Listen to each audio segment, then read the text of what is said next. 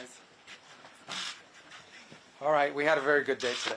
I think we made a tremendous amount of progress, even from the last time I spoke to you, and I apologize for keeping you waiting, but there was more work to be done.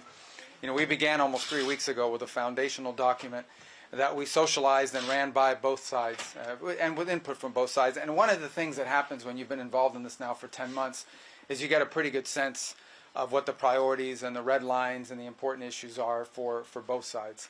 And so that allowed us to create a foundational document, which has been an ongoing working document. In fact, over the last 96 hours or more, there's been extensive engagement with the Ukrainian side, including our Secretary of the Army and others being on the ground in Kyiv, meeting with relevant stakeholders across the Ukrainian political spectrum in the legislative branch and the executive branch and the military and others to further sort of narrow these points.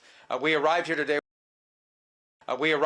with one goal, and the goal was to take what is 28 points or 26 points, depending on which version as it continued to evolve, and try to narrow the ones that were open items. And we have achieved that today in a very substantial way.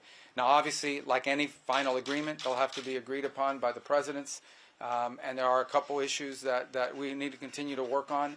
But I think the report today is that I think today was worthwhile. It was very, very. It is probably the most productive day we have had on this issue. Maybe in the entirety of our engagement, but certainly in a very long time. But work remains, and because this continues to be a working process, I don't want to declare victory or finality here. There's still some work to be done, but we are much further ahead today at this time than we were when we began this morning and where we were a week ago for certain. Okay?